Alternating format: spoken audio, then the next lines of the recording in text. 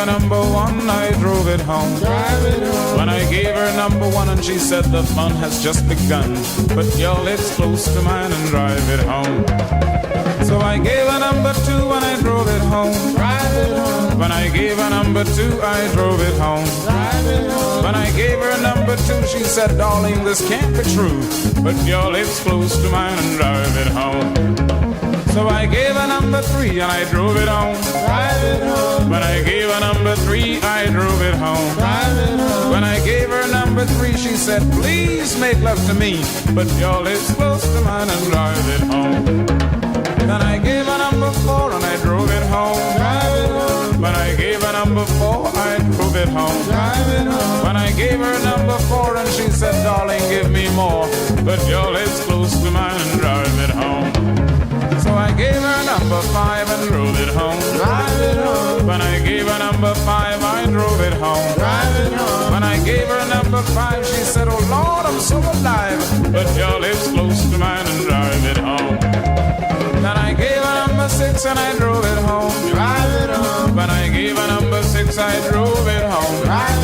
When I gave her number six and she said, I feel like I won't go, but your lips close to mine and drive it home. So I gave her number seven and drove it home. When I gave her number seven, I drove it home. When I gave her number seven, she said, darling, I'm in heaven, but your lips close to mine and drive it home. Then I gave her number eight and I drove it home. When I gave her number eight, I drove it home. When I gave her number eight, she said, wait, cause I'm a little bit late. Put your lips close to mine and drive it home. Then I gave her number nine and drove it home.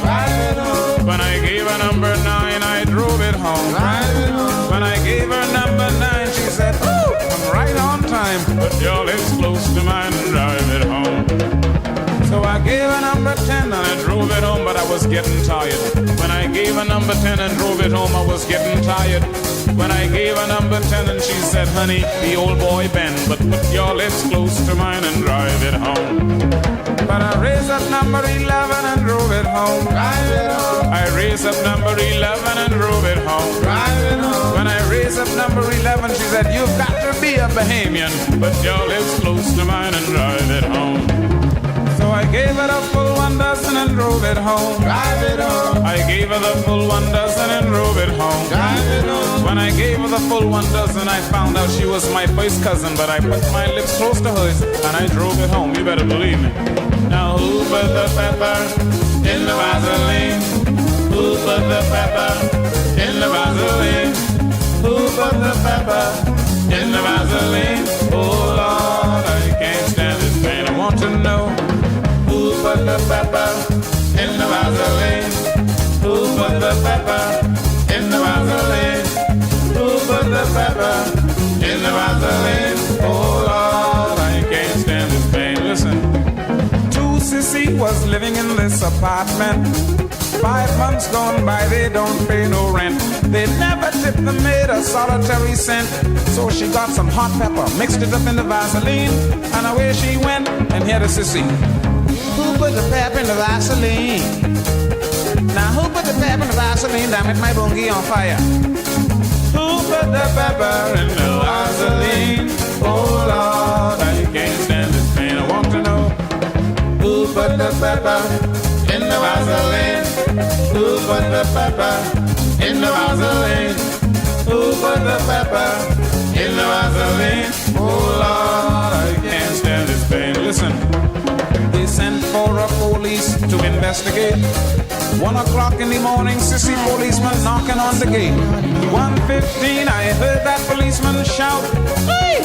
Somebody put pepper inside my mouth. He was sucking bungie. Who put the pepper in the Vaseline? Who put the pepper in the Vaseline? Who put the pepper in the Vaseline? Oh Lord, I can't stand this pain. I want to know who put the pepper in the Vaseline? Who put the pepper in the Vaseline? Who put the pepper in the Vaseline? 1, 2, 3, 4, there's knocking at the door. 5, 6, 7, 8, please don't be too late. Still count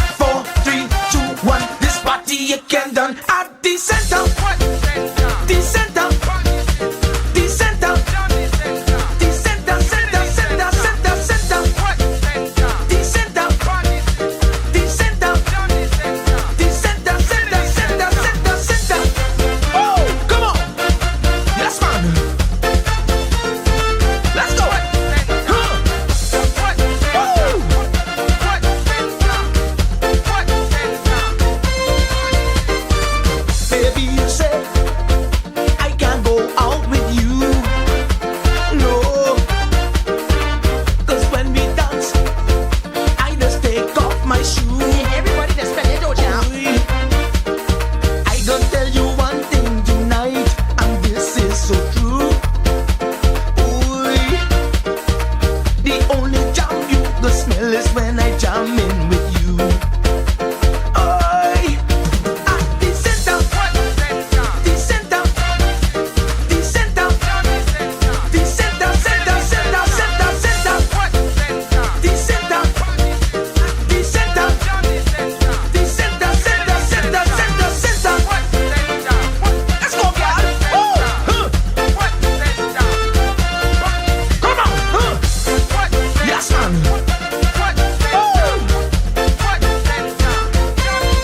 Listen, darling, you know I can't live without you. No,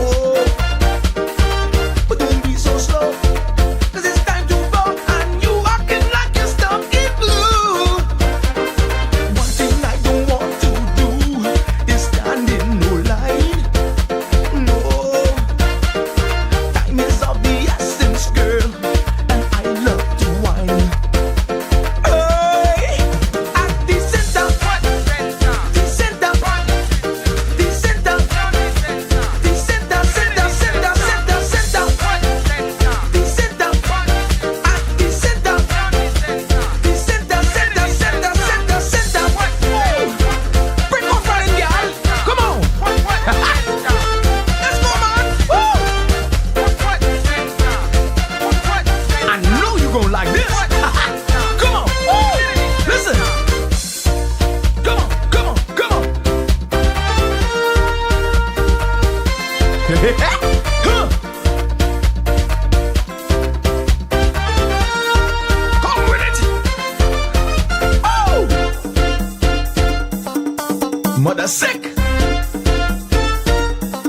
Bunga nong di jong canoe.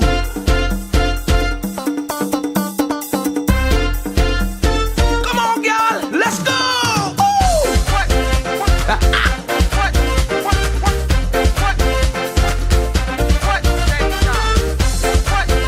Come on. Look here, man. It's 4:00 a.m. and I won't dance some I have a dream where the powerful and the powerless will sit at the same table, where the haves will see the have-nots, not as burdens, but as brothers, where class will not divide us, but conviction will unite us. I have a dream that the oligarchs will remember we must all eat, that the brown-faced neo-colonialists will remember who they are and whose they are. I have a dream that fraternities will build beyond internal architecture into a national bond, that the walls of design will give way to the bridges of brotherhood, not a fraternity of symbol, but a brotherhood of substance. I have a dream that we remain focused, that we stay in our conviction and remain fearless, that we double down, fortified, to return this Bahama land to the foundation.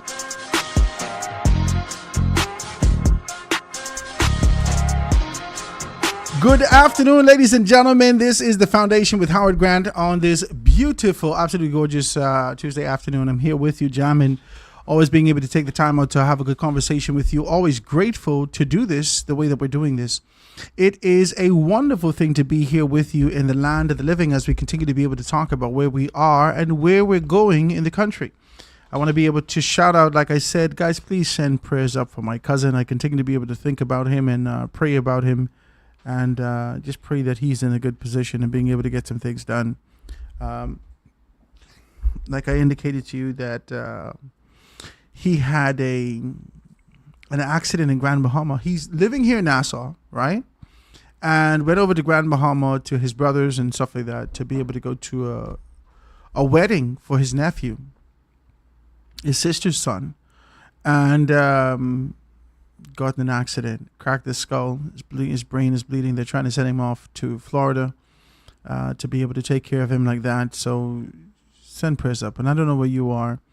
I just saw some information this morning about a suicide. Wild.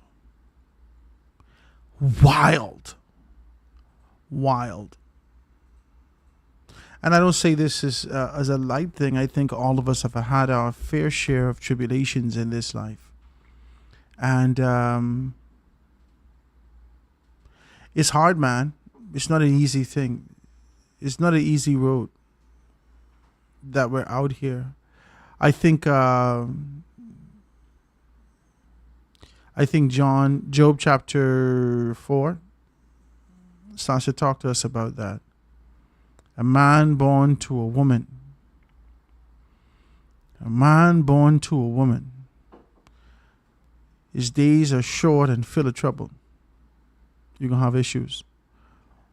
And it's important that you understand that. It's important that you dispel the notion that it's going to be easy. It's important that someone tell you that this ain't going to be easy. It's important that parents stop coddling their children and kissing their behinds to make them believe that it's going to be easy. It's important that you understand that this easy posture, that this facade that we sold our children over the years have caused them to be in this position now. That we have relentless dependency on the United States of America, relentless dependency on the external entities for our survival. We understood with clarity that it wasn't going to be easy in the past. And we were content with that. And we worked towards ensuring that we can be able to take care of ourselves. We knew it wasn't going to be easy. We were content with it. We understood that this was the cards that we were dealt, that this is our fate, and we must do the best that we can with what we have. We knew that. We had no problem with that. We fought. We ate fish. We ate conch. We make sauce out of the scraps that you gave us. Out of the chicken and bat, we've been able to season that down and do the best that we can. Now we are looked at, gawked around the world by those that thought that they were keeping us down, and we made a delicacy out of the garbage that you gave us. We know how to do this. As you corn the beef and do all these foolishness from the choice beef that you sold, the choice beef that you gave. I'm talking about our enslavers. The choice beef that you sold, the choice beef that you kept. And we, the afterthought, got the chucks and all this foolishness, and we made corned beef. We love a corned beef and grits. And listen, we eat the grits. This was for horse. We eating these things, baby. And we survive it. And we become stronger and stronger and stronger as you reject us.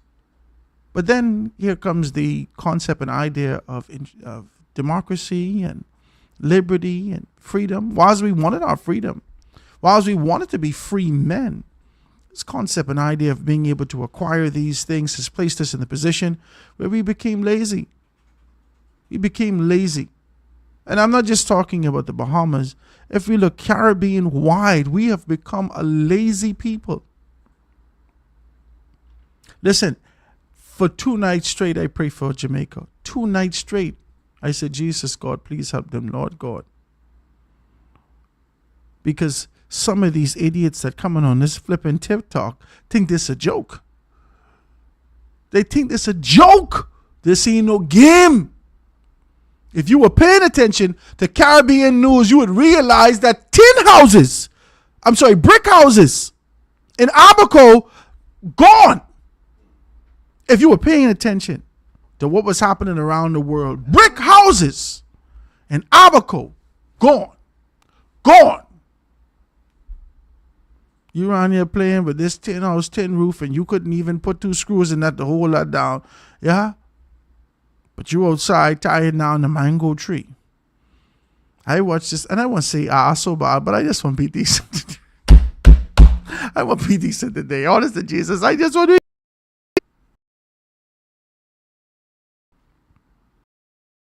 be watching this man, and this man tie the banana. He got like a branch of bananas, right? A bunch of bananas, right? They ain't ripe yet, but he won that. He string it up with one little string, and tied the string, was he 20 feet away from his house, tied at the edge of his house.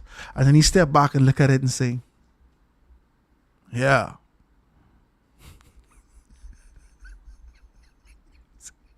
Yeah. He say, yeah.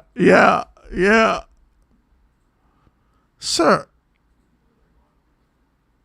you need to try to figure out you tie your house down. You did a banana? Or if you were smart, you'd have chopped that down. I watched his next one. He said, yeah, we gotta move. This obviously this is what the street people, what we would have called Joneses. I'm watching TikTok. Listen to me. I promise you I'm watching TikTok to see how people are preparing for the storm in Jamaica. I watch this guy. And you know, these people with these telephones, they look for the worst people. That's what they do. This guy going up to this Jonesa guy. He say, yeah, you got like 3 plugs of banana. That's like three bananas in his hand, 3 or 4 small little chiquitita, small little bananas, right? What we call suckers. They small, right? Green. He eat them, he got jaundice tonight. Green banana. He can't mess. He eat that, sir. That's it for you. He got 3 green banana in his hand. He said, yeah, me I go up or so. And so the lady said, where are you going? He said, in another parish. I don't know where he was going, right? I can't remember what the name was. He said, I got the little banana. And he pulled out his pocket, which was important. His back pocket. This is important. Got a little rum here. Just to keep the body warm, you know? Mother sick. That's what we thinking about. This what we thinking about? Is this what we thinking about? Is this what we thinking about? Do you know the category of storm that you're dealing with in Jamaica? Whoa. I honestly, God, I praying for y'all. This ain't no game. I praying for y'all. I praying for y'all. And I pray to God that y'all can be okay. In the event that this storm is moving in the path of prediction. This is bananas.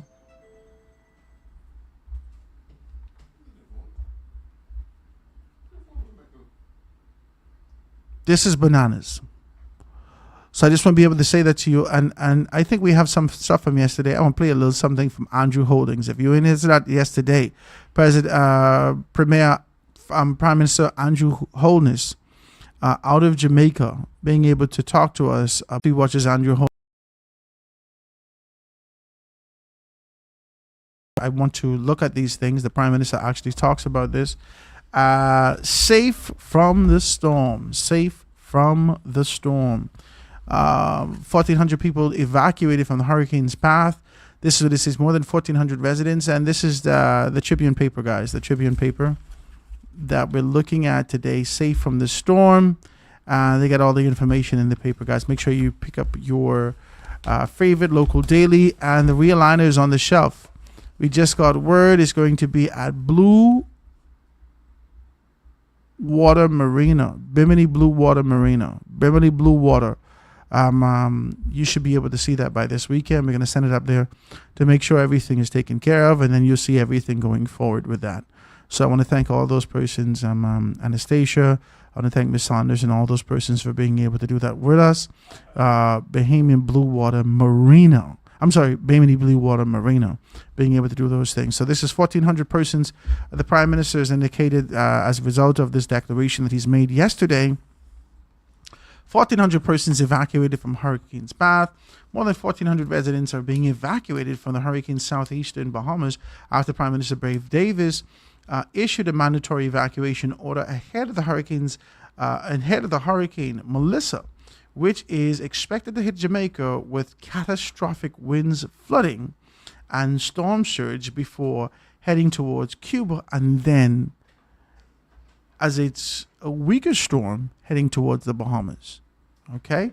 And it starts to talk about the evacuation order applies to Inagua, Maguana, Acklands, Crooked Island, Long Key, and Rugged Island, with the priorities being able to give to the elderly persons, the sick, and the children, followed by able-bodied residents.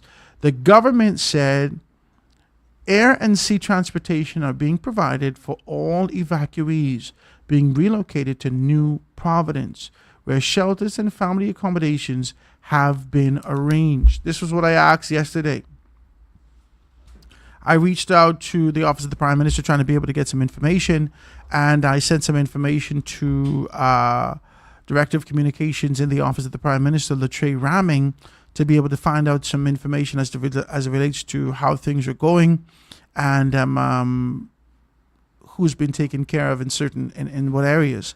So I sent this to him and I asked, is there a strategy set? And this is before we got this information. Is there a strategy set? Will the government deploy aircrafts to those islands? Is there a designated accommodation for those evacuees on various islands? Or will they be coming to the capital and headed to the Kendall Isaacs Gymnasium that we saw the last time under withdrawal, right? And he hit me back up. He said all the relevant questions so far have been organized and addressed by department with the disaster, the DRM, right? Disaster risk management, right? And then he starts to talk about, he says that some people will remain with their relatives for the time. So we can be able to give you formality as to exactly what's what in the paper now. And it says that the government said that the air and sea transportation are being provided for all evacuees being relocated to New Providence, where shelters and family accommodations have been arranged. Mr. Davis said that the evacuation order came after his briefing by Disaster Risk Management Authority and the Bahamas Department of Meteorology on the latest forecast of the Hurricane Melissa. He said the decision is precautionary and designed to ensure that the residents in the most vulnerable islands are relocated before conditions deteriorate. And then he goes on to say that the safety of our people remains our highest priority. The Disaster Risk Management Evacuation Southern Bahamas Order 2025, issued under Section 56 of the Disaster Risk Management Act, took effect October 27th, which was yesterday. October 27th, which was yesterday, and remains active until November 1st or until lifted by the public notice. This is important stuff.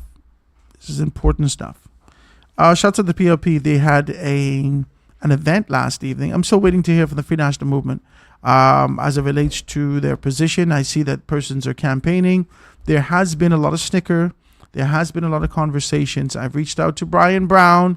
He told me that he would come. Then he told me I have to have a conversation, and I haven't heard back from him. So I don't know what that means. I'm not going to fight him, and I'll see whether or not he wants to be able to come in that particular capacity and see exactly what's what, right? But guys, this is crazy, man. The hurricane, these are things in the path of the hurricane, and I want to be able to read this story before we get into anything else. I thought this is crazy.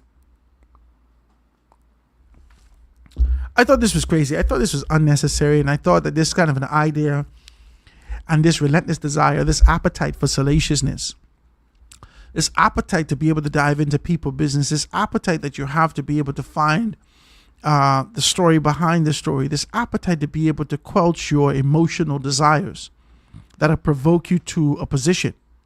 That's what this appetite is. This appetite for this, I missed the punch so bad. I don't know why it feel like, based upon these stories, that the Tribune trying to be able to swing and just be able to, give you a taste on your tongue of the foolishness that existed in the past, and then kind of pass it off as official news. And while government to help fund extra stay for Jamaican wedding guests who remained.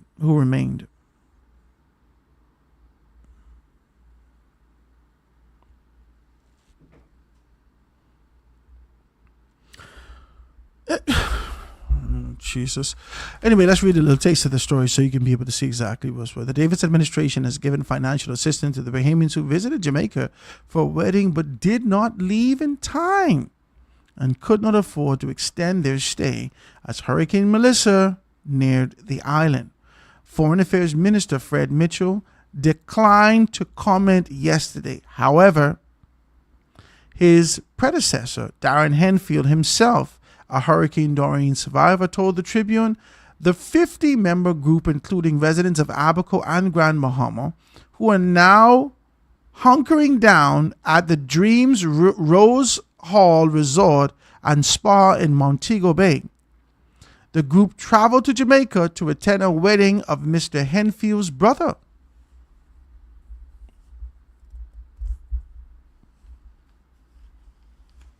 All right, let's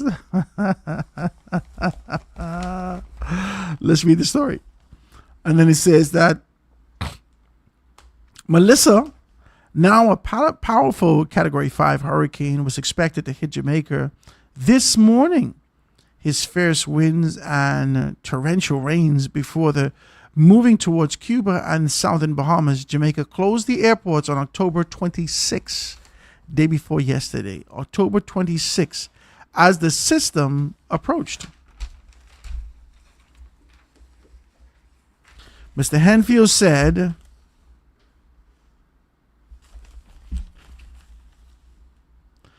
that they remain in contact with the Jamaican and Bahamian officials, including Deputy Prime Minister Chester Cooper, who helped secure rooms for those unable to afford an extended stay.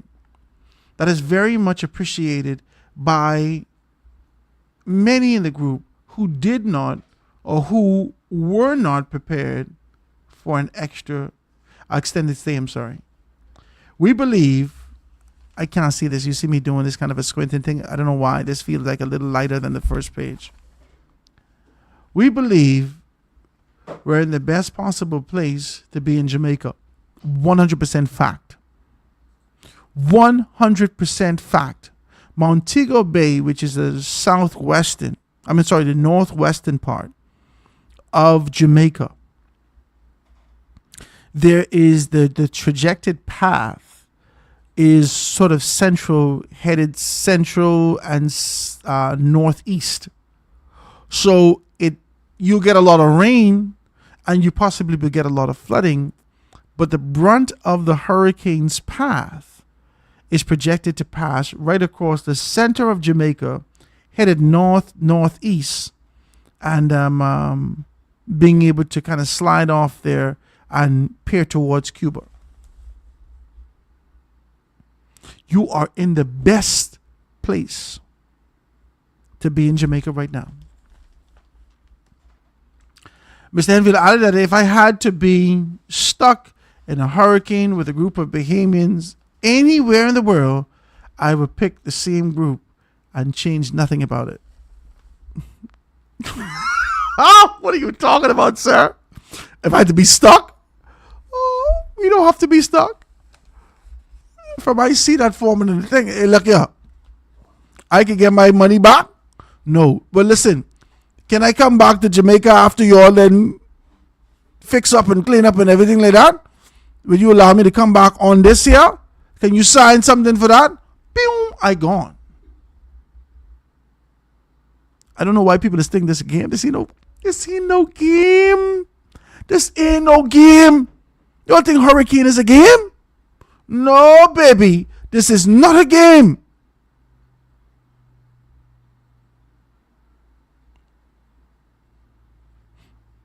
And for those people who would have done this back in the day, we used to be excited for this, hurricanes and tropical depressions being able to come over the islands. You know what that meant for me as a child?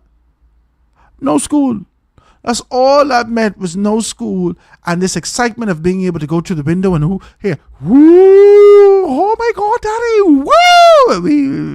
We excited about this kind of stupidness, right? Woo! Look at the sky, like stupid little children do. I remember running out in the eye of the storm. I can't remember which hurricane this was. It wasn't like in this ferocious situation, but we were in the eye of the storm. And we say, it stopped. And we going back up. We going to look outside.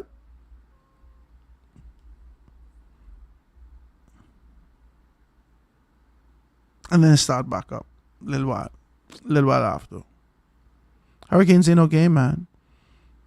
This ain't your mommy and daddy hurricane. This is a little category 2 hurricane that come through and hit your mango off the tree. Little category 1, bring a little bit of flooding and whatnot. Category 5, they don't even know. The classification ain't even there. This off the classification code. They got to figure out a cheat sheet to name these hurricanes. 200 and something mile-an-hour winds. Your window, your hurricane window, proof window, only could sustain 180 miles an hour wind. Your hurricane-proof windows only could sustain 180-mile winds. 210, 15 miles. Oh, God. Anyway, but the wind hitting you, if the wind picks something up and that hits you, you're gone. 215-mile-an-hour made the man outside. All his garbage bag, he wrapping up mangoes. What the hell are you doing, sir? He'd be better off getting a marker and marking his mango, put his little signature on it, and say, that's mine. So whenever you find that later, you can tell, hey, don't eat that. That's mine. Because, Bala, they are gone. Don't fight me. This is what's happening. So we continue to be able to pray for these guys, man. Here's President Andrew. Did we get it? Prime Minister Andrew being able to talk to us about what's going on in Jamaica. This is something that he said yesterday. I wanted to be able to bring it back today to let you know the severity of these particular matters. Check this out. My fellow Jamaicans, Hurricane Melissa is now a Category 4 hurricane. Approximately 100 miles south of Kingston, heading westward at 5 miles per hour, it is projected to turn northward. We are already experiencing rain and overcast conditions. Based on current assessments, all of Jamaica will likely be affected by hurricane conditions, meaning heavy rains and winds above 100 miles per hour. It is also likely that hurricane conditions could linger over Jamaica due to the slow-moving nature of this system. Given the extended days of rains leading up to landfall and the expected inundation from the actual passage, we can expect general flash floodings across the island. However, low-lying areas, coastal areas, river courses, gullies, and other waterways will overflow either from excess rain or storm surges. Extended rainfall and heavy rainflows will also trigger landslides in hilly areas. Buildings and activities in or along those waterways or hillsides will be at high risk of damage, complete displacement, and loss of life. Hurricane winds will most certainly damage roofs and compromise some structures. By all assessments of the current situation, while we pray for the best, hour by hour,